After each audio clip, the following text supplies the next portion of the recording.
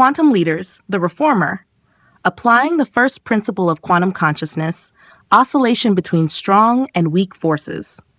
The reformer's natural style is collaborative and improvement-driven. They thrive on evolving outdated systems to make them more just, efficient, and sustainable. This aligns intrinsically with the principle of oscillation between strong and weak forces. Their strong force expresses through bold action, pushing initiatives forward, challenging norms, and advocating for change. Their weak force emerges in quiet listening, collective sensing, and moments of retreat that allow deeper insight to surface.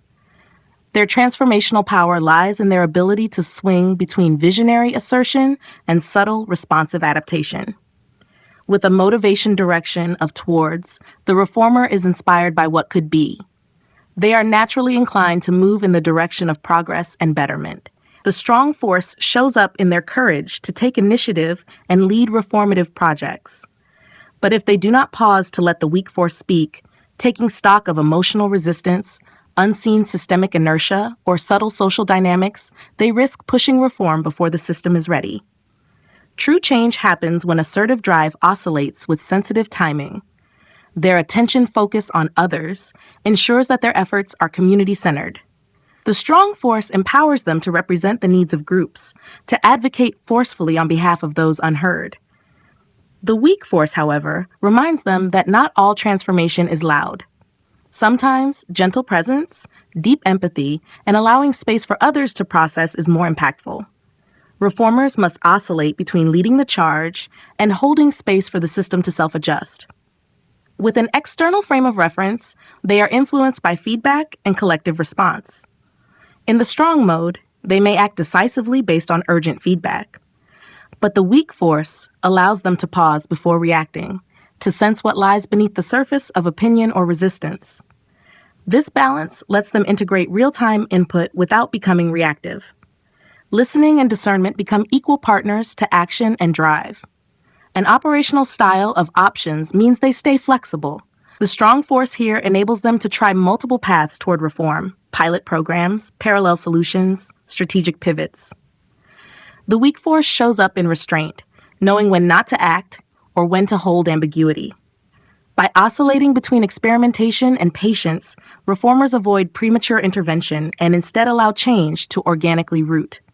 Their general viewpoint enables them to zoom out and focus on overarching systems rather than getting lost in detail. In strong force mode, this allows them to propose sweeping changes, but the weak force invites them to tune into nuance, to let emotional, relational, or cultural subtleties inform the reform. A balanced reformer doesn't bulldoze old systems. They compost them, respecting the subtle energies they still carry. Their work preference for proximity reflects their need for relational synergy. In strong force, they may galvanize teams, lead vision sessions, or stir bold conversations. But they must also oscillate into the weak force, stepping back to let others contribute, integrate, and evolve the idea. Their leadership is most powerful when shared, when they flow between initiating and receiving within the team dynamic. With associated emotional engagement, reformers are deeply connected to the outcomes they seek. The strong emotional force drives passion, urgency, and investment. The weak force invites reflective distance, moments where the reformer becomes the witness instead of the warrior. These pauses allow for recalibration and emotional renewal, preventing burnout and reactivity. As a matcher, they often ground new ideas in what has worked before, strengthening reforms with proven precedent. But the weak force softens this habit, allowing them to question legacy patterns and open to more radical redesigns. They oscillate between honoring tradition and inviting innovation, building reform that is both stable and progressive. Their through-time orientation enables long-term planning and gradual transformation. In strong force, they map out reforms across timelines with discipline. In weak force, they open space for synchronicity, nonlinearity, and intuitive pacing. This oscillation helps them trust the organic evolution of a system rather than enforcing artificial timelines. And with a primary drive of activity, they lead by doing, by intervening, facilitating, revising. But this doing must be rhythmic, strong then soft, forward then pause. In this sacred alternation, the reformer ceases to be just a fixer of broken systems and becomes a quantum alchemist, guiding systems through intelligent cycles of pressure and release, tension and transformation. Quantum leaders, the reformer, dynamic equilibrium as nature's core design. The reformer's natural style, collaborative, future-oriented, and change-focused, reaches its highest potential when guided by the principle of dynamic equilibrium. Though they are naturally drawn to disrupt and improve, lasting reform can only emerge from systems that are in balance. The reformer must learn that transformation is not the enemy of stability, it is its natural partner. When they embody equilibrium, their leadership becomes regenerative, not reactionary. With a motivation direction of towards, the reformer is driven to reshape broken systems for the better. Yet constant forward momentum can generate instability if not anchored. Dynamic equilibrium teaches them to balance the urge to improve with respect for what still works. Some structures require preservation, others renewal. The reformer evolves from simply pushing change to curating it, stabilizing one part of the system while evolving another. Their attention focus on others brings empathy and service into reform. But if they overextend into the needs of others without anchoring their own clarity, they can lose center. Equilibrium helps them move between external attunement and internal recentering. When they balance care for the collective with care for their own vision and boundaries, they reform not from urgency, but from wholeness. With an external frame of reference, the reformer responds dynamically to feedback and outcomes. But equilibrium reminds them that feedback is not always direction, it is data. They must neither overcorrect nor ignore. Their gift lies in discerning which input to integrate and when to hold course. Dynamic leadership is not swayed by every gust of wind, but rather steers with awareness of the full weather pattern. Their operational style of options grants flexibility, but equilibrium demands that not all options are equal. Some paths scatter energy, others consolidate momentum. The reformer who learns to balance innovation with intentional focus can create reforms that are both fluid and coherent. Equilibrium brings discernment, when to open possibilities and when to lock in commitment. Through their general viewpoint, reformers see systems in wide angle. Equilibrium invites them to go beyond critique into systemic nourishment.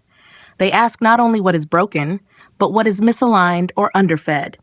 Reform then becomes less about removing dysfunction and more about restoring flow. Balance is no longer just a value. It is a design principle encoded into every improvement. Their work preference for proximity means they operate best in collaborative fields. Equilibrium guides them to balance influence with receptivity, speaking up when needed, stepping back when others must lead. When proximity becomes rhythmic rather than constant, their relationships evolve into ecosystems of mutual adjustment. They become weavers of group coherence, not just agents of change. With associated emotional engagement, reformers are deeply identified with their mission. But unbalanced emotional attachment can lead to burnout or rigidity. Equilibrium teaches emotional pacing, when to lean in with intensity and when to detach for clarity. It's not about disengaging, but about regulating emotional investment to sustain long-term change. As a matcher, they rely on precedent to guide reform, but dynamic equilibrium invites both foundation and evolution. What worked before must be re-examined in light of current dynamics. The reformer becomes a bridge, not just from old to new, but from stability to emergence. They don't discard the past. They use it to shape the next configuration. Their through-time orientation supports long-view reforms. Equilibrium ensures that their timelines hold cycles, not just deadlines. Sustainable change requires periods of pressure and pause, activation and assimilation. The reformer learns to let certain improvements rest and settle before moving on to the next phase. They begin designing reform like a living system, with breath, pulse, and tempo. And with a primary drive of activity, they stay engaged through doing. But now doing is no longer constant, it is cyclical. They understand that strategic rest is part of reform. Stillness is not inactivity, it is recalibration. In dynamic equilibrium, the reformer becomes a systemic healer, restoring balance not by choosing stability or change, but by integrating both into every movement they lead. Quantum leaders, the reformer, observer effect and the collapse of possibility. The reformer's natural style, collaborative and responsive, takes on quantum potency through the observer effect. Every system they seek to improve begins to shift the moment they focus on it. Reformers are not neutral analysts. They are catalysts. Their very attention collapses potential into trajectory. If they observe dysfunction with a lens of possibility, they activate transformation. But if they observe with frustration, exhaustion, or cynicism, they may unwittingly reinforce the very limitations they're trying to change. With a motivation direction of towards, the reformer fixates on the future, better systems, improved processes, fairer structures. But quantum observation means the vision itself begins building the blueprint. What they focus on with intention begins to materialize, even before implementation. Their vision is not just conceptual, it is causal. The future they emotionally engage with is the one they're already calling into being. Their attention focus on others carries powerful implications here. What they see in a team, an institution, or a community becomes a field of influence. If they look for dysfunction, they magnify it. If they look for emergent capacity, even if hidden, they awaken it. Reformers become force multipliers when they observe with constructive precision, seeing not only what's broken, but what's becoming. An external frame of reference means they often track feedback from the environment. The observer effect teaches them to weigh that feedback not just as input, but as energetic invitation. If they overly focus on problems, they may collapse potential before it stabilizes. But if they hold paradox, acknowledging flaws while staying attuned to emerging shifts, they keep possibilities alive. Observation becomes an act of creation, not critique.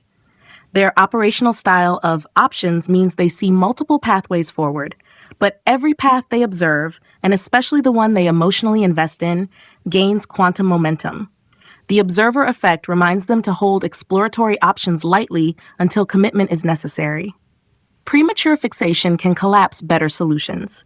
Their true power lies in sustained attention without rigid attachment. The general viewpoint they adopt gives them strategic perspective. But this principle reveals that even abstract perspectives collapse probability fields. A narrative of "this system is broken" may unintentionally reinforce inertia, but a framing like "this system is cracking open for something better" reshapes the morphic field. The reformer's language becomes an architecture of either stuckness or emergence. In proximity, their relational presence becomes a field effect. The way they look at collaborators changes what collaborators believe is possible. This is not metaphor, it is quantum reality. Their presence must be clean, grounded, and spacious. When they observe others as capable co-creators, not just recipients of reform, they invoke new agency. Their associated emotional engagement supercharges their observation. Passion is a powerful focusing lens, but the quality of emotional engagement matters. Frustration-focused observation can collapse progress. But when they hold their emotional intensity with hope, clarity, and trust, they encode their reforms with energy that draws support and coherence. Their heart, not just their mind, determines what takes shape. As a matcher, they seek continuity and improvement rather than revolution. But here they must ask, am I reinforcing old structures by over-observing precedent, or am I witnessing emerging potential through the lens of what has worked? Reformers become most potent when they combine pattern recognition with creative foresight, observing with both memory and vision. With a through-time orientation, they map reforms over long cycles. The observer effect warns against preloading expectations too far into the timeline. Vision is important, but timelines must remain fluid. A well-intentioned reform observed too rigidly may block organic unfolding. Their task is to observe while staying open to surprise, measuring but not strangling the timeline. Their primary drive, activity, becomes more than execution. It is focused observation in motion. Their actions are not just improvements, they are choices made visible. The reformer learns that reform is not just about what they do, but what they continually notice, emphasize, and energize. They are not just system improvers, they are system shapers, collapsing possibility into reality with every thought, glance, and heartbeat.